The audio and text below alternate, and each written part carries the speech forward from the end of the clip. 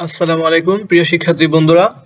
আজকে HSC biology প্রথম পত্রের অষ্টম অধ্যায় টিস্যু ও টিস্যুতন্ত্র নিয়ে আলোচনা করব। একই উৎস থেকে সৃষ্ট একই ধরনের কাজ সম্পন্নকারী সমধর্মী অবিচ্ছিন্ন কোষগুচ্ছকে টিস্যু বলা হয়। তো টিস্যু তাহলে টিস্যু হচ্ছে কি একটা কোষগুচ্ছ, অবিচ্ছিন্ন কোষগুচ্ছ, যা কি করে একই উৎস থেকে সৃষ্টি এবং একই ধরনের কাজ সম্পূর্ণকারী সমধর্মী হয়, তাদেরকে বলা হয় টিস্যু। আর টিস্যুর প্রাথমিকভাবে টিস্যুকে দুই ভাগে ভাগ করা হয়েছে, একটা হচ্ছে ভাজক টিস্যু এবং অন্যটি হচ্ছে স্থায়ী টিস্যু। ভাজক টিস্যু কাকে বলে? যে কোষগুলো বিভাজিত হয় তা হলো ভাজক কোষ, আর ভাজক কোষ দিয়ে গঠিত টিস্যুই ভাজক টিস্যু।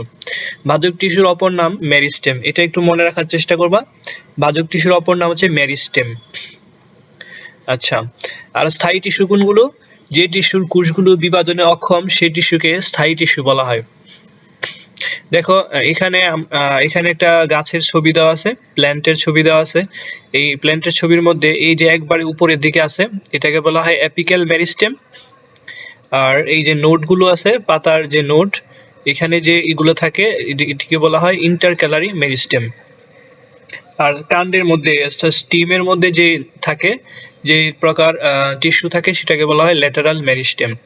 আর একবারে রুটের মধ্যে, যে রুটের গোড়ায়, গাছের গোড়ায় যে প্রকার টিস্যু থাকে, সেটাকে বলা হয় অ্যাপিক্যাল মেরিস্টেম। তো এগুলো সম্পর্কে আমরা সামনে বিস্তারিত জানবো। আচ্ছা, তাহলে চলো। আচ্ছা, এখন হচ্ছে ভাজক টিস্যুর প্রকারভেদ। তো ভাজক টিস্যুর প্রকারভেদের মধ্যে উৎপত্তি অনুসারে তিন প্রকার: প্রো মেরিস্টেম বা প্রারম্ভিক ভাজক tissue, primary meristem, secondary meristem. উৎপত্তি অনুসারে হলো তিন প্রকার, আর অবস্থান অনুসারে তিন প্রকার: শীর্ষক, ইন্টারক্যালারি, আর হচ্ছে পার্শ্বীয় বা নিবেশিত। ইন্টারক্যালারি বা নিবেশিত, এবং তিন নাম্বার হচ্ছে পার্শ্বীয়। আচ্ছা, এরপর কোষ বিভাজন অনুসারে ভাজক টিস্যুর প্রকারভেদ হচ্ছে তিন ধরনের: মাস, প্লেট, আর হচ্ছে রিব। কাজ অনুসারে হচ্ছে আবার তিন ধরনের: প্রোটোডার্ম, প্রোক্যাম্বিয়াম, আর হচ্ছে গ্রাউন্ড মেরিস্টেম। আচ্ছা, তো এখন আসো প্রো মেরিস্টেম। কোনটিকে প্রো মেরিস্টেম বলা হয়?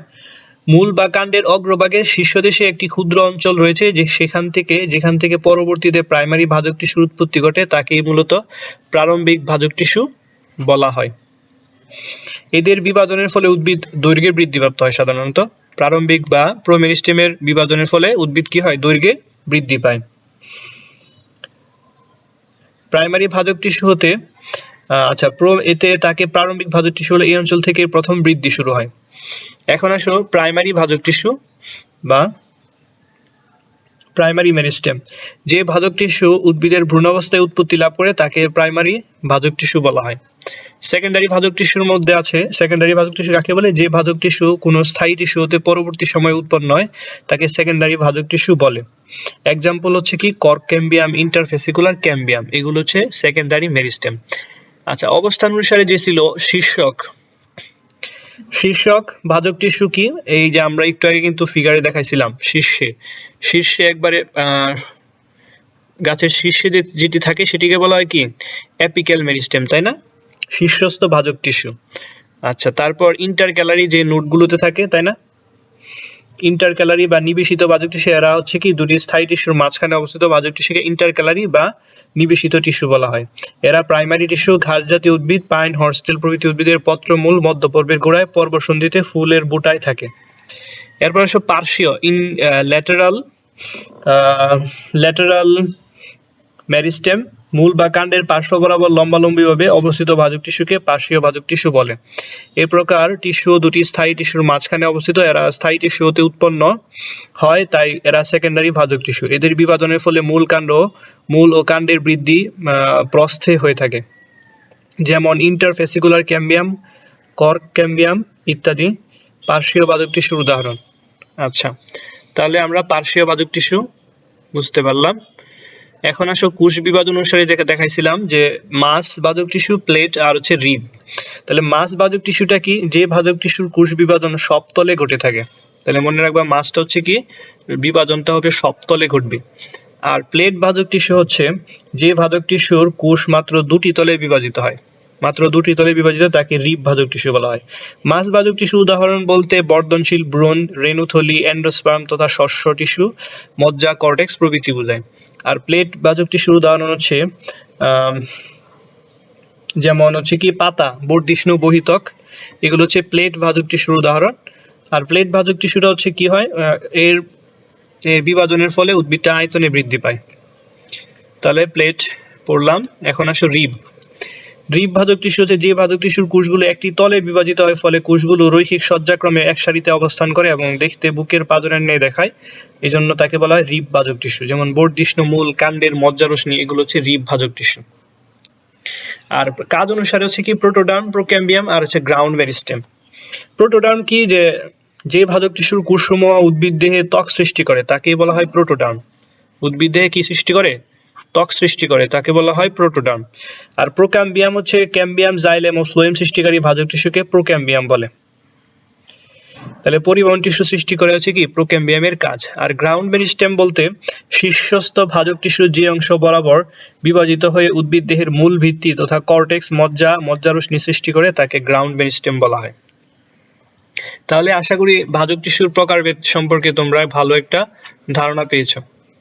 এখন চলো আমরা স্থায়ী ভাজক টিস্যুর কাজ, বৈশিষ্ট্যগুলা কি কি পড়ি। তাহলে ভাজক টিস্যু আমরা পড়ছিলাম যে কোষগুলো বিভাজিত হয় তা হলো ভাজক কোষ, আর ভাজক কোষ দিয়ে গঠিত টিস্যুই ভাজক টিস্যু।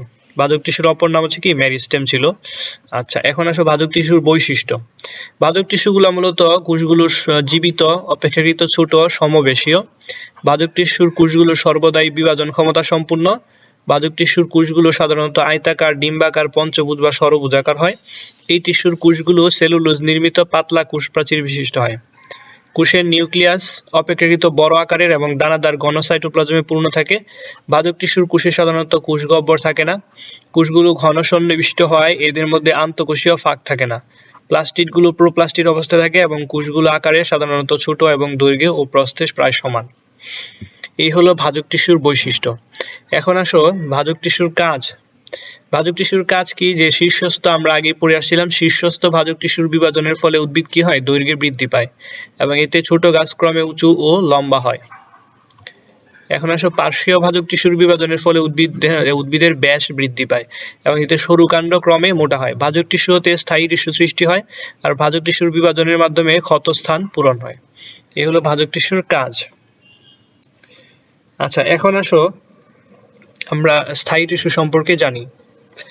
স্থায়ী টিস্যু হচ্ছে যেসব আমরা আগে পড়েছিলাম যে যেসব টিস্যুর কি হয় না, যেসব বিভাজন হয় না, তাই না, যে টিস্যুর কোষগুলোর বিভাজনে অক্ষম, সেই টিস্যুকে স্থায়ী টিস্যু বলে। আচ্ছা, তাহলে এই স্থায়ী টিস্যুর মধ্যে আছে তিন ধরনের স্থায়ী টিস্যু আছে। একটা হচ্ছে সরল টিস্যু, জটিল টিস্যু এবং ক্ষরণকারী বা নিঃস্রাবী। সরল টিস্যুর মধ্যে আছে প্যারেনকাইমা, কোলেনকাইমা, আছে স্ক্লেরেনকাইমা। আর জটিলের মধ্যে আছে জাইলেম, ফ্লোয়েম। ক্ষরণকারীর মধ্যে তরুক্ষীর এবং গ্রন্থির কোষ আছে। আচ্ছা, তাহলে এখন আসো প্রথমে প্যারেনকাইমা সম্পর্কে আমরা জানি। সরল টিস্যু কোনগুলা, যে টিস্যুগুলা হচ্ছে জটিল, যে টিস্যুগুলা হচ্ছে কি সবগুলো কোষ আকার, আকৃতি, গঠন, বৈশিষ্ট্য একই ধরনের হয়। কোষের আকৃতি ও প্রকৃতির উপর নির্ভর করে সরল টিস্যুকে 3 ভাগে ভাগ করা যায়: প্যারেনকাইমা, আর কোলেনকাইমা আর স্ক্লেরেনকাইমা। আর যে জটিল টিস্যু আছে সেটি হচ্ছে কি 2 ধরনের, জাইলেম আর হচ্ছে ফ্লোয়েম। জাইলেম হচ্ছে কি জটিল টিস্যু, হচ্ছে জটিল স্থায়ী টিস্যু একাধিক প্রকার কোষ দিয়ে গঠিত এবং সম্মিলিতভাবে একই ধরনের কাজ সম্পূর্ণ করে। আর ক্ষরণকারীর মধ্যে আছে কি যে টিস্যুতে নানা প্রকার তরল পদার্থ, উৎসেচক, বর্জ্য পদার্থ, রেজিন, উদ্বায়ী তেল, আঠা ইত্যাদি নিঃসৃত হয়, তাকে ক্ষরণকারী বা নিঃস্রাবী টিস্যু বলা হয়। আচ্ছা, তরুক্ষীর টিস্যু আর হচ্ছে গ্রন্থি টিস্যু হচ্ছে এটার উদাহরণ। আচ্ছা, এখন আসো স্থায়ী টিস্যুর বৈশিষ্ট্য সম্পর্কে জানি। স্থায়ী টিস্যু কোষগুলো সাধারণত বিভাজনে অক্ষম, এটা আমরা আগেই জেনেছি। জীবিত কোষে সাইটোপ্লাজম স্বাভাবিকের চেয়ে কম থাকে। কোষগুলো প্রাচীর অপেক্ষাকৃত স্থূল অর্থাৎ বেশ পুরু। নিউক্লিয়াস স্বাভাবিকের চেয়ে ছোট এবং কোষের এক পাশে অবস্থান করে। স্থায়ী টিস্যুর কাজ খাদ্য তৈরি করা, পানীয় খাদ্য সঞ্চয় করা, পানীয় খাদ্য পরিবহন করা, দৃঢ়তা প্রদান করা। ওকে, এখন আসো আমরা টিস্যুতন্ত্র সম্পর্কে জানি। একই ধরনের শারীরবৃত্তীয় বা যান্ত্রিক কাজ সম্পাদনে নিয়োজিত এক বা একাধিক টিস্যুকে টিস্যুতন্ত্র বলে। টিস্যুতন্ত্র আবার তিন ধরনের হয়ে থাকে: এপিডার্মাল টিস্যুতন্ত্র, গ্রাউন্ড টিস্যুতন্ত্র, আর হচ্ছে ভাস্কুলার টিস্যুতন্ত্র বা ফ্যাসিকুলার টিস্যুতন্ত্র।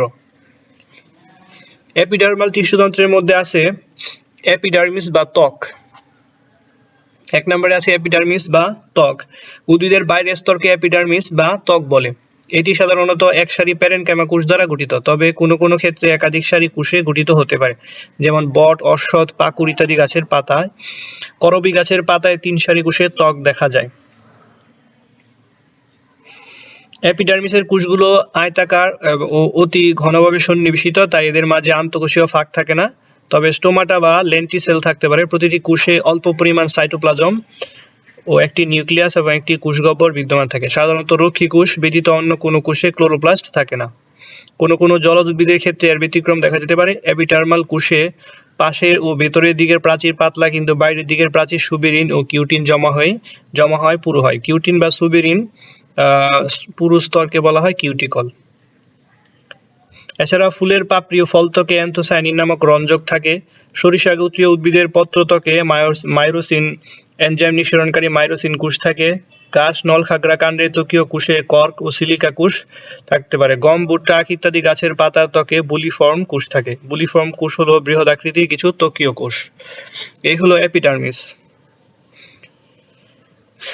এপিডার্মিসের কাজ মূলত এপিডার্মিস বা ত্বক উদ্ভিদকে, বিশেষ করে উদ্ভিদের অভ্যন্তরীণ টিস্যুকে বাইরের আঘাত থেকে ও অন্যান্য প্রতিকূল অবস্থা থেকে রক্ষা করা হচ্ছে কি এপিডার্মিসের কাজ। এপিডার্মিসের উপাঙ্গ সমূহের মধ্যে আছে কি? প্রথমে আছে রোম বা ট্রাইকোম। রোম বা ট্রাইকোম হলো এরা এককোষী বা বহুকোষী এবং সরল গুচ্ছাকার হতে পারে। মূল রোম ত্বকের এককোষী উপাঙ্গ এবং সব ক্ষেত্রে কিউটিকল বিবর্জিত। কাণ্ড রোম সাধারণত বহুকোষী এবং সর্বদা কিউটিকল যুক্ত হয়ে থাকে। তারপর আছে শল্ক বা স্কেলস। শল্ক হচ্ছে পাতলা ঝিল্লি সদৃশ বিশেষ ধরনের রোমকে শল্ক বলে। এরা প্রস্বেদনের হার কমায়। এরপর আসো গ্রন্থি রোম বা কোললেটার্স। কোললেটার্স মধ্যে বিশেষ ধরনের বহুকোষী ট্রাইকোমকে কোললেটার্স বলা হয়। কোললেটার্স এক ধরনের চকচকে আঠালো পদার্থে পূর্ণ থাকে। এরপর আসো থলি। থলি হচ্ছে বিশেষ ধরনের এক প্রকার পানি ধারণ এবং প্রশস্ত ট্রাইকোমকে থলি বলে। বরফ উদ্ভিদ নামে পরিচিত মেসেম ব্রায়ান্থেমাম ক্রিস্টালিনাম এর ত্বক কোষ হচ্ছে স্ফীত থলি আকার ধারণ করে। আচ্ছা, এখন আসো স্টোমাটা। আমরা একটু পরের স্লাইডে যাব।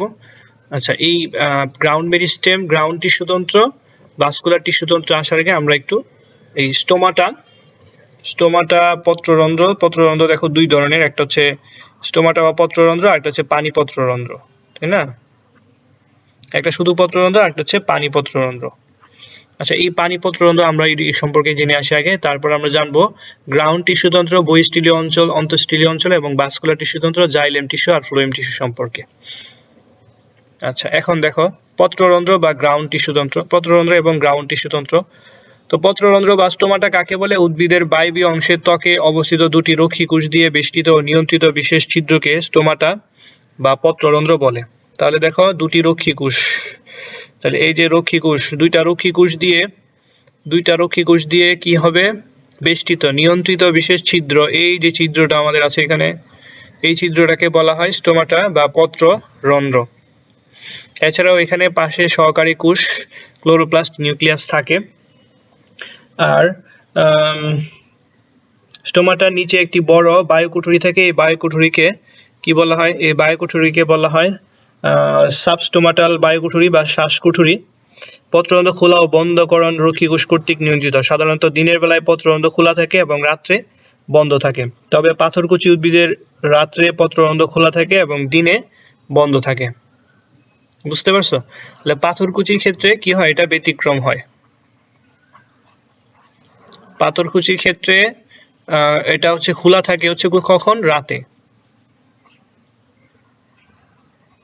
খোলা থাকে হচ্ছে রাতে আর বন্ধ থাকে হচ্ছে দিনে। নরমালি হচ্ছে স্টোমাটা বা পত্ররন্ধ্র কি থাকে? দিনের বেলা খোলা থাকে, অর্থাৎ সালোক সংশ্লেষণের জন্য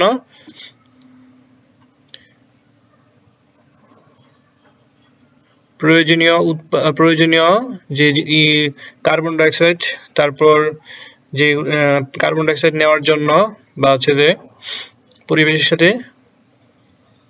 পরিবেশ থেকে কার্বন ডাইঅক্সাইড নেওয়ার জন্য এটা কি থাকে, দিনের বেলা খোলা থাকে। ওকে, কিন্তু ব্যতিক্রম শুধু পাথরকুচিতে, যেখানে স্টোমাটাটা রাতের বেলা খোলা থাকে আর দিনের বেলা বন্ধ থাকে। ওকে, এখন আসো পত্ররন্ধ্রের প্রকারভেদ। পত্ররন্ধ্র 6 ধরনের হয়ে থাকে। ডায়াসাইটিক স্টোমা দুটি সাবসিডিয়ারি, এই ফিগারের মধ্যে দেখো ডায়াসাইটিক সাবসিডিয়ারি কোষ দ্বারা পরিবেষ্টিত থাকে। কোষ দুটি রক্ষী কোষের সাথে সমকোণে অবস্থান করে। কোষ দুটা রক্ষী কোষের সাথে সমকোণে অবস্থান করে, এই দেখো সমকোণে অবস্থান করে। এবং প্যারাসাইটিক হচ্ছে স্টোমা দুটি সাবসিডিয়ারি কোষ দ্বারা পরিবেষ্টিত থাকে, কিন্তু কোষ দুটি রক্ষী কোষের সমান্তরালে অবস্থান করে, এই দেখো সমান্তরালে অবস্থান করছে। এরপর আসো অ্যানিসোসাইটিক। স্ট্রোমা 3টি সাবসিডিয়ারি কোষ দ্বারা পরিবেষ্টিত থাকে, তার মধ্যে একটা কোষ ছোট থাকে, এটি হচ্ছে অ্যানিসোসাইটিক। ওকে, এরপর হচ্ছে টেট্রাসাইটিক। স্ট্রোমা 4টি সাবসিডিয়ারি কোষ দ্বারা পরিবেষ্টিত থাকে, এই যে টেট্রাসাইটিক। আর অ্যাক্টিনোসাইটিক হচ্ছে স্ট্রোমা অনেকগুলো রেডিয়ালি লম্বা কোষ দ্বারা পরিবেষ্টিত থাকে, অ্যাক্টিনোসাইটিক। এবং অ্যানোমোসাইটিক হচ্ছে স্টোমা পরিবেষ্টনকারী কোষসমূহ সাধারণত ত্বকীয় কোষ থেকে পৃথকযোগ্য নয়। আচ্ছা, এই হলো পত্ররন্ধ্রের প্রকারভেদ। এখন আসো পানিপত্ররন্ধ্র বা হাইড্যাথোড সম্পর্কে জানি। পানিপত্ররন্ধ্র বা হাইড্যাথোড হলো উদ্ভিদের পাতার কিনারা বা ডগায় অবস্থিত এক বিশেষ ধরনের রন্ধ্র, যার মাধ্যমে কি হয়, অতিরিক্ত পানিটা এই উদ্ভিদের অঙ্গ থেকে পাতা থেকে বের হয়ে যায়। এই প্রক্রিয়াকে গাটেশন বলা হয় বা পানি চুয়ানো বলা হয়। মূলত ঘাস, কচু, টমেটো উদ্ভিদে এটা বেশি দেখা যায়, এবং এদের পাতার কিনারায় প্রচন্ড গরমের দিনে পানির ফোঁটা সারি দেখে এই অঙ্গের অবস্থান জানা যায়। ওকে, আচ্ছা, এখন আসো গ্রাউন্ড টিস্যু তন্ত্র সম্পর্কে জানি। আমরা গ্রাউন্ড টিস্যু তন্ত্র সম্পর্কে ওইখানে দেখেছিলাম না, যে গ্রাউন্ড টিস্যু তন্ত্রে কি ছিল, বহিঃস্থলীয় অঞ্চল এবং অন্তঃস্থলীয় অঞ্চল, এই দুই ভাগে ভাগ ছিল, তাই না? সব উদ্ভিদের মূলে এবং দ্বিবীজপত্রী উদ্ভিদের কাণ্ডে, এটা একটু মনে রাখবা, সব উদ্ভিদের মূলে এবং দ্বিবীজপত্রী উদ্ভিদের কাণ্ডে এই টিস্যু তন্ত্রকে প্রধানত দুভাগে ভাগ করা হয়েছে। একটা হচ্ছে বহিঃস্থলীয় অঞ্চল, এটা হচ্ছে স্টিলির বাইরের অংশ, এবং অন্তঃস্থলীয় অঞ্চল স্টিলির ভেতরের অংশ। এখন স্টিলি কাকে বলে? স্টিলি হচ্ছে কি, পেরিসাইকেল স্তর হতে আরম্ভ করে ভাস্কুলার বান্ডল সহ কেন্দ্র পর্যন্ত অংশকে স্টিলি বলে। আচ্ছা, এই যে ফিগারের মধ্যে দেখো, এটা হচ্ছে একটি একবীজপত্রী উদ্ভিদের মূলের প্রস্থচ্ছেদ। একবীজপত্রী উদ্ভিদের মূলের প্রস্থচ্ছেদের মধ্যে, তাহলে আমরা যদি স্টিলি দেখি তাহলে কি হবে? স্টিলি, এই দেখো, পরিচক্র বা পেরিসাইকেল এই স্তর হতে আরম্ভ করে ভাস্কুলার বান্ডল সহ কেন্দ্র পর্যন্ত, এই পরিচক্র হতে আরম্ভ করে এই কেন্দ্র পর্যন্ত অংশকে কি বলা হয়? স্টিলি বলা হয়। তাহলে এর বাইরে যেগুলো আছে এইটাকে বলা হয় এক্সট্রা বহিঃস্থলীয় অঞ্চল, আর এর ভিতরে যেটা আছে সেটাকে বলা হয় অন্তঃস্থলীয় অঞ্চল। ওকে, অন্তঃস্থলীয় অঞ্চল, আর এখানে থাকে পরিচক্র। তাহলে এগুলো সম্পর্কে আমরা বিস্তারিত জানি। চলো এখন আসো বহিঃস্থলীয় অঞ্চল সম্পর্কে জানি। প্রথমে বহিঃস্থলীয় অঞ্চলে থাকে 3টি অংশ, অধোতক, কর্টেক্স আর হচ্ছে অন্ততক।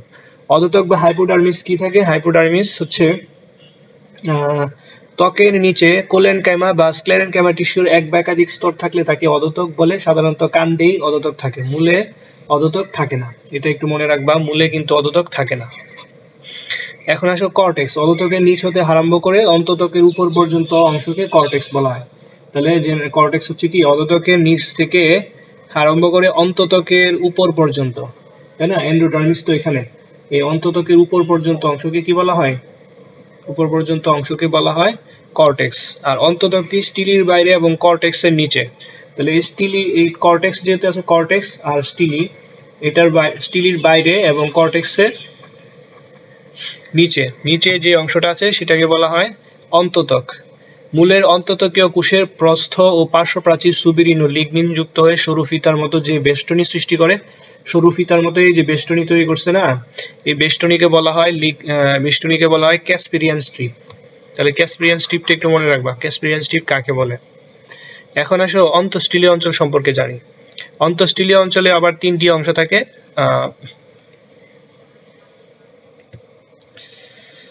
অন্তঃস্থলীয় অঞ্চলে কি থাকে?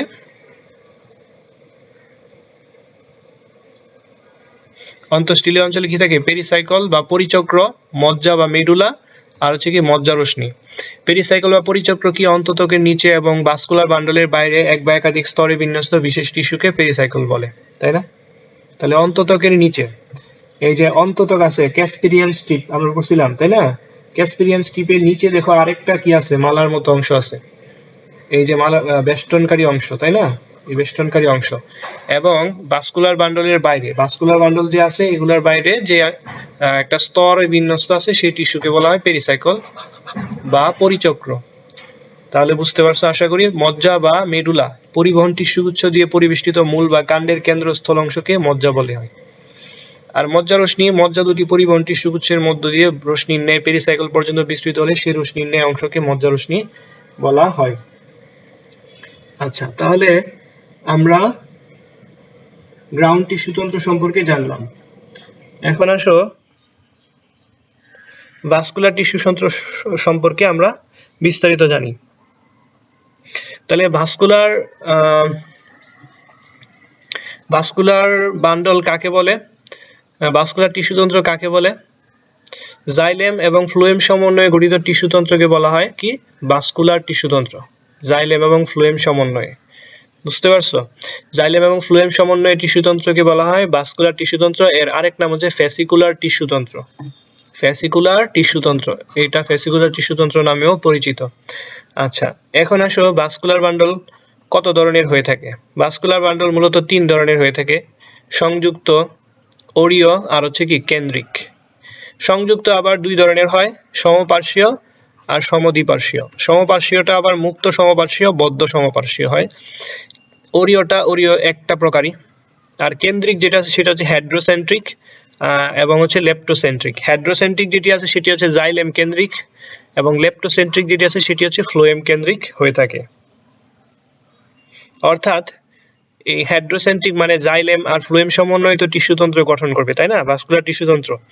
এখন মনে করো যদি এই টিস্যুতন্ত্রের কেন্দ্রে, তাই না, এই কেন্দ্রে যদি জাইলেম থাকে, ঠিক আছে, কেন্দ্রে এটা যদি জাইলেম থাকে তাহলে সেটা হচ্ছে জাইলেম কেন্দ্রিক।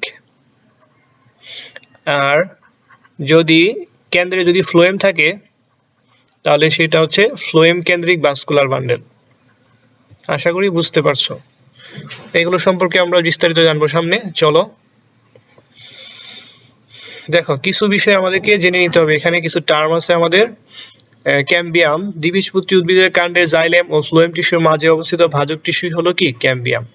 দ্বিবীজপত্রী যে উদ্ভিদ আছে সেই উদ্ভিদের কাণ্ডে জাইলেম এবং ফ্লোয়েমের মাঝখানে, ঠিক আছে, জাইলেম এবং ফ্লোয়েমের মাঝখানে মনে করো এটা হচ্ছে জাইলেম আর এটা হচ্ছে ফ্লোয়েম স্তর। এই দুইটার মাঝখানে যে স্তরটা থাকবে ফ্লোয়েম স্তর, এই মাঝখানের স্তরটাকে বলা হবে কি? ক্যাম্বিয়াম। ওকে, তারপর হচ্ছে প্রোটোজাইলেম। জাইলেম টিস্যু সরু গর্তযুক্ত ভেসেল কোষকে প্রোটোজাইলেম বলা হয়। আর মেটাজাইলেম কি? বড় গর্তযুক্ত ভেসেল কোষকে মেটাজাইলেম বলা হয়। এন্ডার্ক, কাণ্ডের ভাস্কুলার বান্ডলে মেটাজাইলেম পরিধির দিকে এবং প্রোটোজাইলেম কেন্দ্রের দিকে বিন্যস্ত থাকে, একে এন্ডার্ক বলে। এক্সার্ক কি? এক্সার্ক হচ্ছে মূলের ভাস্কুলার টিস্যুতে প্রোটোজাইলেম পরিধির দিকে এবং মেটাজাইলেম কেন্দ্রের দিকে বিন্যস্ত থাকে, একে এক্সার্ক বলে। তাহলে দেখো প্রোটোজাইলেম কি? জাইলেম টিস্যুর মধ্যে কি থাকে? ভেসেল থাকে না? ভেসেল হচ্ছে জাইলেম টিস্যুর একটা কোষ, তাই না? এই ভেসেল কোষে যদি কি হয়? সরু গর্তযুক্ত হয় তাহলে সেটাকে বলা হয় প্রোটোজাইলেম, মনে রাখবা। আর যদি বড় গর্তযুক্ত হয় এই ভেসেলটা তাহলে সেটাকে বলা হয় মেটাজাইলেম। আর এন্ডার্ক কখন বলা হবে? যখন কাণ্ডের ভাস্কুলার বান্ডলে মেটাজাইলেম পরিধির দিকে থাকে। এটা হচ্ছে এই এন্ডার্ক টাইপটা হচ্ছে কাণ্ডে থাকে, কাণ্ডের ভাস্কুলার বান্ডলটা এন্ডার্ক হয়ে থাকে, অর্থাৎ মেটাজাইলেমটা পরিধির দিকে থাকে আর প্রোটোজাইলেমটা কেন্দ্রের দিকে থাকে, তাহলে সেটাকে বলা হয় প্রোটোজাইলেমটা কেন্দ্রের দিকে থাকলে সেটাকে বলা হয় এন্ডার্ক, মনে রাখবা, এন্ডার্ক ভাস্কুলার বান্ডল। আর এক্সার্ক হবে কখন? এটা হচ্ছে মূলে থাকে, মূলের ভাস্কুলার বান্ডল হচ্ছে এক্সার্ক টাইপের, অর্থাৎ প্রোটোজাইলেমটা পরিধির দিকে থাকবে আর মেটাজাইলেমটা কেন্দ্রের দিকে বিন্যস্ত থাকবে, তাহলে তাকে এক্সার্ক বলে। এক্সার্ক টাইপের ভাস্কুলার বান্ডল বলা হয়। মেসার্ক হচ্ছে পাতায় থাকে, মেসার্ক হচ্ছে, মনে রাখবে, মেসার্ক হচ্ছে পাতায় থাকে। প্রোটোজাইলেম ও মেটাজাইলেম উভয়ই কেন্দ্র এবং পরিধির দুই দিকে বিন্যস্ত থাকে, একে মেসার্ক বলা হয়। তো আশা করি এটা বুঝতে পারছো তোমরা। এখন আসো আমরা কিছু যে ভাস্কুলার বান্ডলের প্রকারভেদের মধ্যে আমরা দেখেছিলাম না কি থাকে, সংযুক্ত, অরীয় আর হচ্ছে কি কেন্দ্রিক, 3 ধরনের থাকে। তাহলে সংযুক্তের মধ্যে কি ছিল, সমপার্শ্বীয়, তাই না? সমপার্শ্বীয়টা আবার 2 ধরনের ছিল, একটা হচ্ছে মুক্ত সমপার্শ্বীয় আর অন্যটি হচ্ছে বদ্ধ সমপার্শ্বীয়, তাই না? আর অন্যটি হচ্ছে সমদ্বিপার্শ্বীয়। তারপর ছিল অরীয়। আচ্ছা, তাহলে মুক্ত সমপার্শ্বীয়টা কেমন? মুক্ত সমপার্শ্বীয়টা হচ্ছে একই ব্যাসার্ধের, আচ্ছা প্রথমে সমপার্শ্বীয়টা আগে আমরা পড়ে নিই যে সমপার্শ্বীয় কি। যে সংযুক্ত হচ্ছে জাইলেম এবং ফ্লোয়েম একই ব্যাসার্ধের উপর একই গুচ্ছে মুক্তভাবে অবস্থান করলে তাকে সংযুক্ত ভাস্কুলার বান্ডল বলে। অর্থাৎ জাইলেম এবং ফ্লোয়েম একই ব্যাসার্ধের উপর একই গুচ্ছে যুক্তভাবে অবস্থান করলে। আর এই সংযুক্তটাকে 3 ভাগে ভাগ করা হয়েছে: সমপার্শ্বীয়, মুক্ত সমপার্শ্বীয়, বদ্ধ সমপার্শ্বীয় এবং সমদ্বিপার্শ্বীয়। সমপার্শ্বীয় হচ্ছে একখণ্ড ফ্লোয়েম টিস্যু একখণ্ড জাইলেম টিস্যু একই ব্যাসার্ধে পাশাপাশি অবস্থান করলে তাকে সমপার্শ্বীয় ভাস্কুলার বান্ডল বলে। পুষ্পক উদ্ভিদের কাণ্ডে এই ধরনের বান্ডল দেখা যায়। ক্যাম্বিয়ামের উপস্থিতি ও অনুপস্থিতির উপর নির্ভর করে ভাস্কুলার বান্ডলকে আবার নিম্নলিখিতভাবে 2 ভাগে ভাগ করা হয়েছে। তাহলে মুক্ত কোনগুলা? যেগুলো হচ্ছে একই ব্যাসার্ধে পাশাপাশি অবস্থিত জাইলেম ও ফ্লোয়েমের মাঝখানে ক্যাম্বিয়াম কি থাকে, ক্যাম্বিয়াম হচ্ছে ক্যাম্বিয়াম থাকে, তাহলে তাকে মুক্ত সমপার্শ্বীয় ভাস্কুলার বান্ডল বলা হয়। তাহলে এই যে দেখো এখানে যে ক্যাম্বিয়াম আছে, তাহলে মুক্ত যেটি আছে সেটা হচ্ছে কি ক্যাম্বিয়াম থাকবে, ক্যাম্বিয়াম থাকবে, তাহলে সেটি মুক্ত সমপার্শ্বীয় ভাস্কুলার বান্ডল হবে। কিন্তু এখানে দেখো ক্যাম্বিয়ামের কোনো স্তর নাই, জাইলেম, এই যেটা হচ্ছে ফ্লোয়েম স্তর, এটা হচ্ছে জাইলেম স্তর, তাহলে এই দুইটার মাঝখানে কোনো ক্যাম্বিয়াম স্তর নেই, এই জন্য এটি হচ্ছে বদ্ধ সমপার্শ্বীয়। বদ্ধ সমপার্শ্বীয়। এই মুক্ত সমপার্শ্বীয় কাদের দেখা যায়? মুক্ত সমপার্শ্বীয় দেখা যায় হচ্ছে দ্বিবীজপত্রী উদ্ভিদ, অর্থাৎ কুমড়া জাতীয় কাণ্ড ব্যতীত, অর্থাৎ দ্বিবীজপত্রী উদ্ভিদ ও নগ্নবীজী উদ্ভিদের কাণ্ডের ভাস্কুলার বান্ডল। দ্বিবীজপত্রী আর হচ্ছে নগ্নবীজী, দ্বিবীজপত্রী উদ্ভিদের কাণ্ডে, ঠিক আছে? দ্বিবীজপত্রী উদ্ভিদের কাণ্ডের ভাস্কুলার বান্ডল। আর বদ্ধ সমপার্শ্বীয় কাদের দেখা যায়? বদ্ধ সমপার্শ্বীয় দেখা যায় হচ্ছে একবীজপত্রী উদ্ভিদের কাণ্ডের ভাস্কুলার বান্ডল, একবীজপত্রী উদ্ভিদের কাণ্ডে, একবীজপত্রীর কাণ্ডে। এখন আসো সমদ্বিপার্শ্বীয়। সমদ্বিপার্শ্বীয় হলো যে ভাস্কুলার বান্ডলের মাঝখানে জাইলেম এবং তার উপর ও নিচে উভয় পাশে 2 খণ্ড ফ্লোয়েম টিস্যু থাকে, তাকে সমদ্বিপার্শ্বীয় ভাস্কুলার বান্ডল বলা হয়। তাহলে এখানে দেখো কি আছে, এখানে দেখো ফ্লোয়েম, তারপর মাঝখানে জাইলেম, আবার এইখানে ফ্লোয়েম, ঠিক আছে? এটা ফ্লোয়েম। তাহলে যে ভাস্কুলার বান্ডলের মাঝখানে জাইলেম এবং তার উপর ও নিচে উভয় পাশে 2 খণ্ড ফ্লোয়েম টিস্যু থাকে, তাকে সমদ্বিপার্শ্বীয় ভাস্কুলার বান্ডল বলা হয়। যেমন লাউ কুমড়াতে সমদ্বিপার্শ্বীয় ভাস্কুলার বান্ডল দেখা যায়, এরকম দেখা যায় লাউ আর কুমড়া।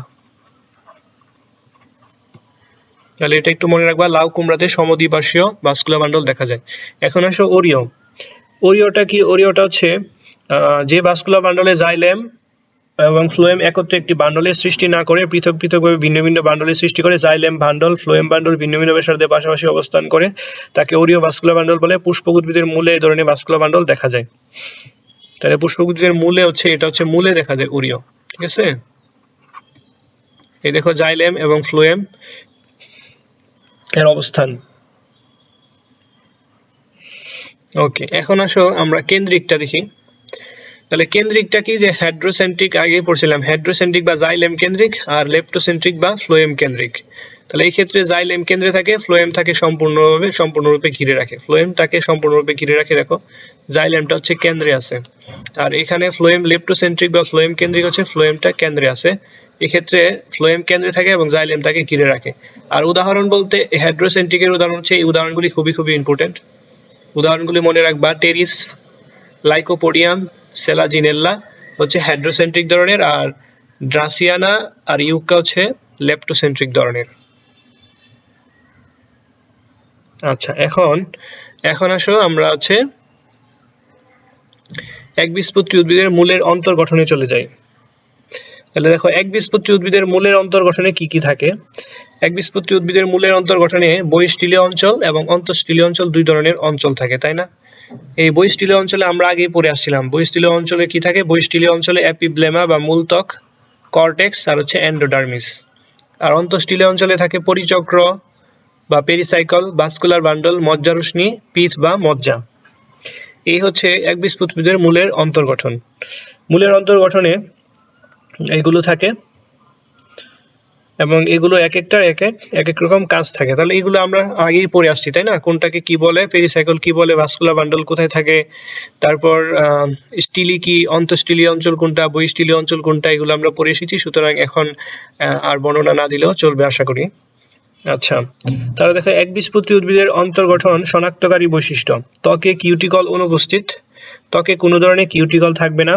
অধোত্বক অনুপস্থিত, অধোত্বক নাই, দেখো এখানে কিন্তু অধোত্বক নাই, একবীজপত্রী উদ্ভিদে অধোত্বক নাই। তারপর কর্টেক্স বিভিন্ন স্তরে বিন্যস্ত নয়, পরিচক্র একসারি কোষ দিয়ে গঠিত, ভাস্কুলার বান্ডল উরীয় এবং একান্তরভাবে সজ্জিত। মেটাজাইলেম কেন্দ্রের দিকে, প্রোটোজাইলেম পরিধির দিকে অবস্থিত। জাইলেম বা ফ্লোয়েম গুচ্ছের সংখ্যা এর অধিক। দ্বিবীজপত্রী উদ্ভিদের মূলের সংখ্যা 2 থেকে 4টি, আর মজ্জাটা হচ্ছে বৃহৎ ধরনের হয়ে থাকে। মজ্জাটা বৃহৎ ধরনের হয়ে থাকে। এই হলো একবীজপত্রী উদ্ভিদের মূলের অন্তর্গঠন শনাক্তকারী বৈশিষ্ট্য। এখন আসো একবীজপত্রী উদ্ভিদের কাণ্ডের অন্তর্গঠন দেখি আমরা। একবীজপত্রী উদ্ভিদের কাণ্ডের অন্তর্গঠনে কি থাকে, দেখুন ভুট্টা কাণ্ডের একটা উদাহরণ। কি থাকে, এপিডার্মিস বা বহিত্বক থাকে, গ্রাউন্ড টিস্যুতন্ত্র, ভাস্কুলার বান্ডল এবং মজ্জা ও মজ্জারশ্মি থাকে। এপিডার্মিস বা বহিত্বক এটি সবচেয়ে বাইরের স্তর। বহিত্বক একসারি চ্যাপ্টা প্যারেনকাইমা কোষ দিয়ে গঠিত এবং কোষগুলো বহিঃপ্রাচীর কিউটিকল যুক্ত। গ্রাউন্ড টিস্যু 2 অংশে বিভক্ত, হাইপোডার্মিস বা অধোত্বক, এবং অন্যটি হচ্ছে কর্টেক্স। আর কর্টেক্সের কাজ হচ্ছে খাদ্য সঞ্চয় করা, পরিবহন, টিস্যুগুচ্ছ ধারণ করা। তাহলে এখানে দেখো সবগুলো দেওয়া আছে, কিউটিকল, বহিত্বক, অধোত্বক, কর্টেক্স, পরিবহন, টিস্যুগুচ্ছ, আর হচ্ছে কি মজ্জা থাকে। এই হলো একবীজপত্রী উদ্ভিদের কাণ্ডের অন্তর্গঠন।